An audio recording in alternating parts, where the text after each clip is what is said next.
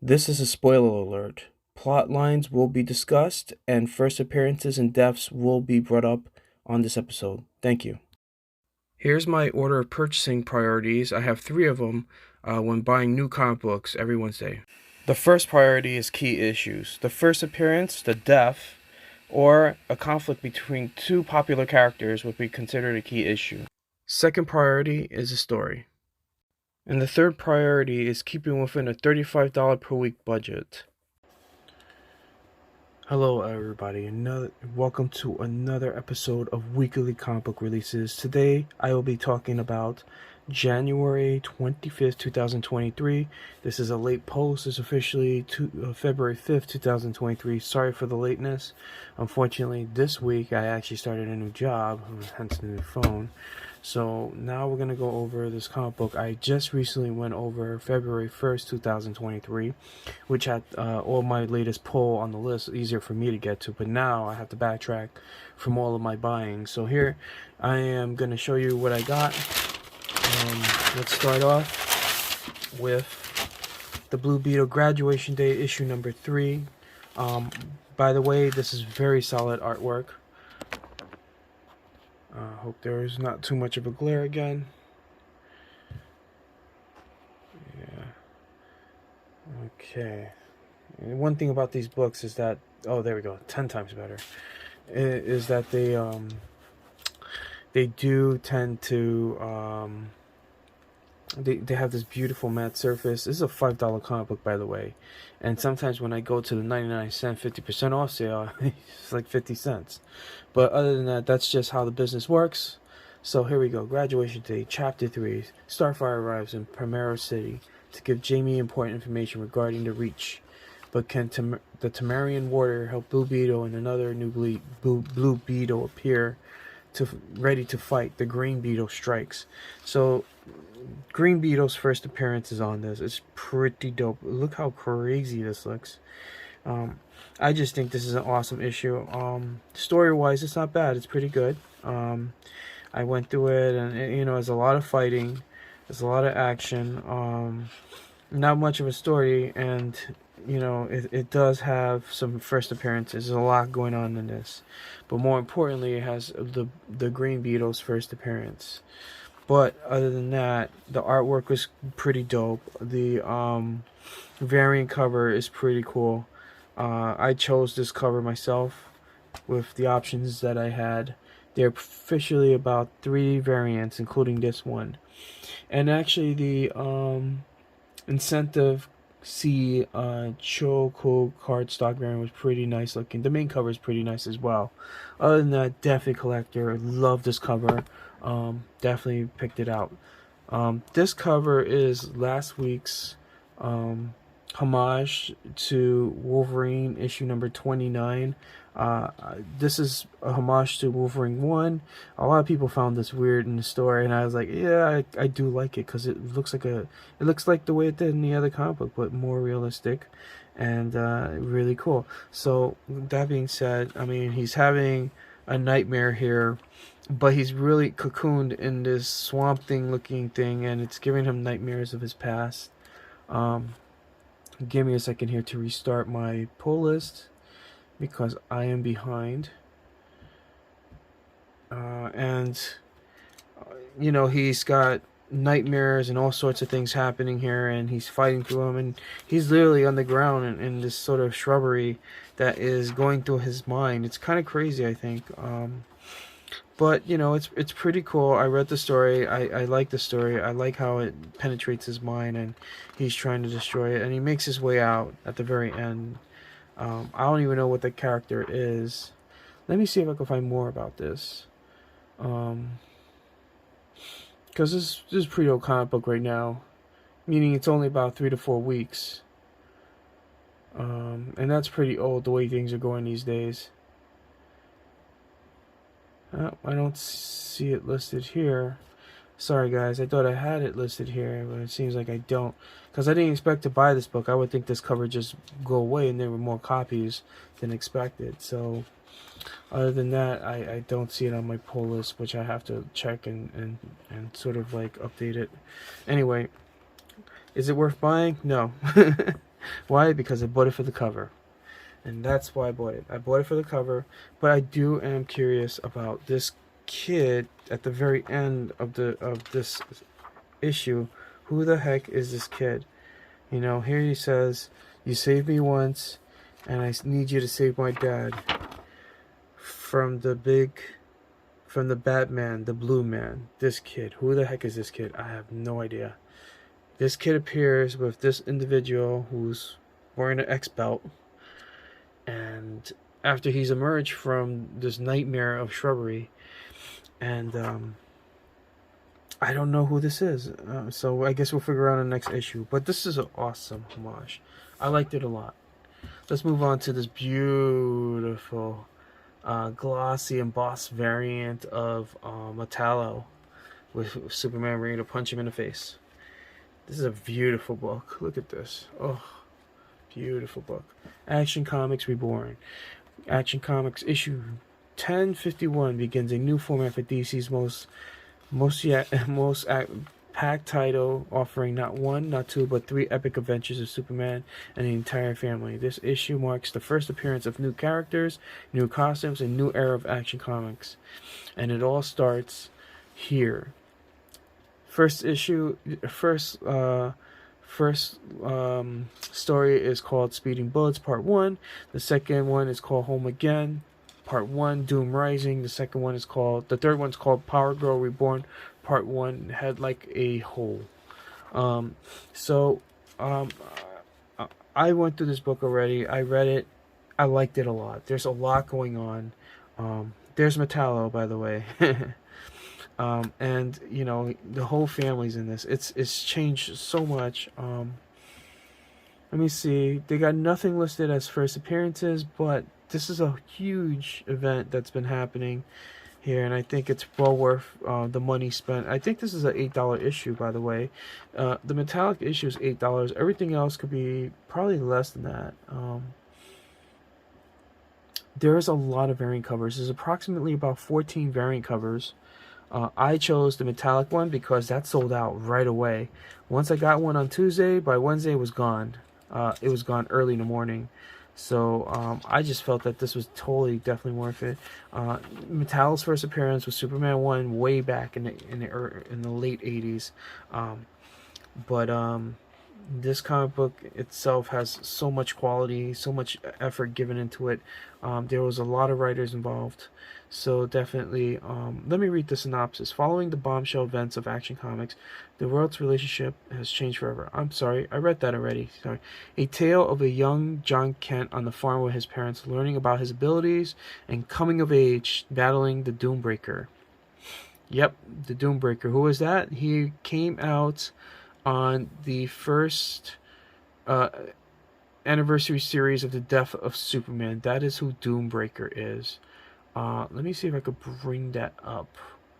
Doombreaker is not on the archives, but Metallo is. So that's where Doombreaker comes from. He comes from the anniversary, the retelling of Superman's death. So the Doombreaker, who is also Doomsday, is the Doombreaker. Same character, different sort of like many arms to him. But other than that, definitely worth a comic book to pick. Beautiful for the collection. Look at that. You can't go wrong. $8 is not a bad price for this. Considering that DC likes to, you know, charge everyone so much money for variant comic books. Going on to what we go here to the Amazing Spider-Man issue number 18. Now, I'm going to tell you something. I was not going to pick this book up again. But when I saw this homage, I couldn't turn it down. I really wanted it, so I bought it. As the normal run-of-the-mill demons and limbos run enough, Spider-Man finds himself facing a small army of demonized versions of his rogue gallery. Can he make it alone to stop Chasm and the Goblin Queen? Now, I'm going to tell you something. It was fun. It's a fun comic book. Some crazy characters in here from the dark web, and I'm going to be honest with you, the dark web was a disappointment to me. It made new characters. It had very interesting things. Oh, of course, the King Chasm here. This is his first appearance, I think. So King Chasm's first appearance is this right here, this page. but we're at a point where it just ended, and I read the ending, and I didn't even want it. So this character's involvement doesn't matter anymore. To me, it doesn't, but maybe to someone else later in the future, maybe later in other comic books, he might be more better utilized. I just felt that they didn't utilize him so well in this comic book, so I wasn't really a fan. But it was pretty cool. I enjoyed it. The homage is a plus, which is the reason why I triggered buying it. But I was gonna buy it anyway, honestly, because there is a first appearance in here of the King Chasm. I think it's King Chasm again. I'm sorry, guys, because I keep forgetting. Yeah, King Chasm.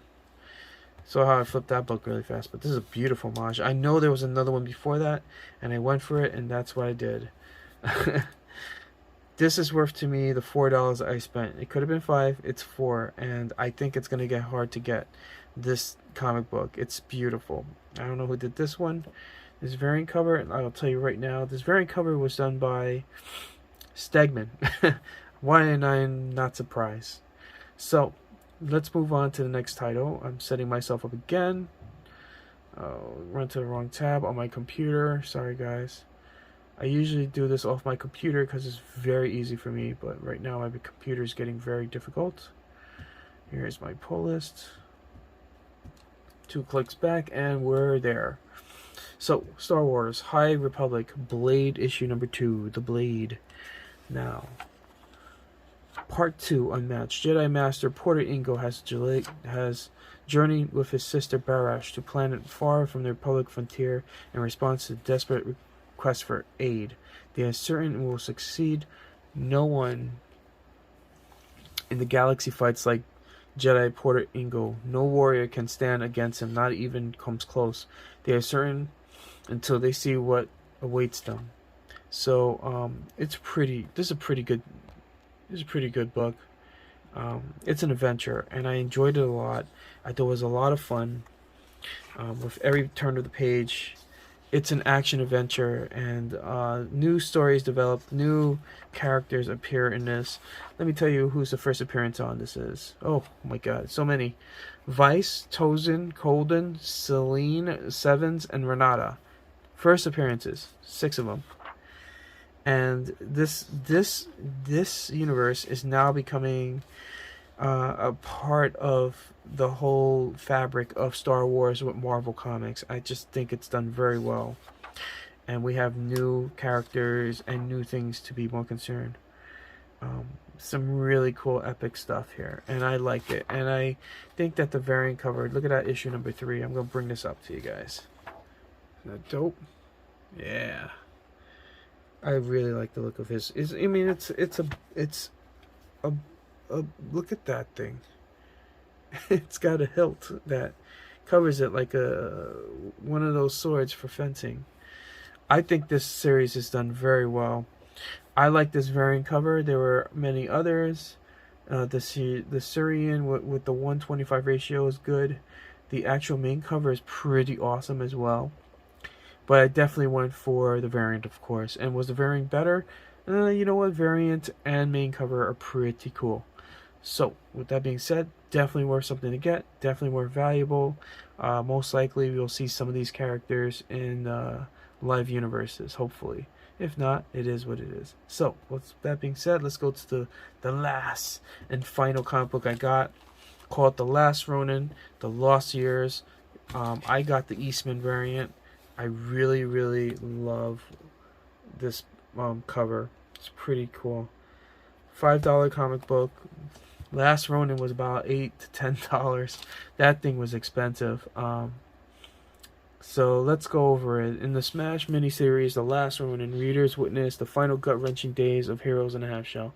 For Michelangelo in particular, to the march of his heartbreaking last battle was the long, dangerous taking from New York City to Japan, across Asia, Europe, and what was back home to administer the final justice of those who were guilty of killing his family. But what happened during those fateful years, he had only the need for vengeance, but Master Splinter's journal to guide him. What battle did he fight? What hard lessons did he learn? what time has come to find out the original miniseries writer Kevin Eastman and Tom Waltz artist Ben Bishop to reveal what adventures the last Ronin experienced during his vengeful journey. While in the present, a new master, Casey Marie Jones, prepares her young Terrapin students to be the next generation of Teenage Mutant Ninja Turtles. Guys, I don't know what to tell you. This is crazy. This is crazy. We got a new set of characters here, and it's gonna explode. I think this is great. I think this is a great passing on of the torch, and it's gonna be awesome. I just like these turtles are just like these younger turtles are they're kind of funny looking too. I'm trying to get to them. Find them. Sorry guys, I thought they were in there. I know they were in here. Here are the turtles. That's them right there. Ladies and gentlemen, your new turtles. And there's Casey's daughter, Casey Jones's daughter, trying to train him. I think this is gonna be awesome. It's great to get new characters. It's great to get a passion into torch, and this is it. This is it, people. Get your copy while you have it, because these are their first appearances, and that's why I grabbed the Eastman one. Not because of that, but because it has a significance. I did one at the collectibles. The big time collectible variants has the best cover ever, and I did want to get the Clayton Crane Virgin variant. It's gonna get harder to find this issue because of the quality of what's going to be happening here. But hopefully within time we'll see what happens in the next few issues when they are released. I think I'm going to be honest with you. I'm going to grab as many covers as I can of this comic book. It is the beginning of a new era of Teenage Mutant Ninja Turtles, passing of the torch. So we'll see what happens for you. I'm excited. Thank you very much for joining me. Have a wonderful time. Please subscribe and like. And take care, and happy hunting on comic books.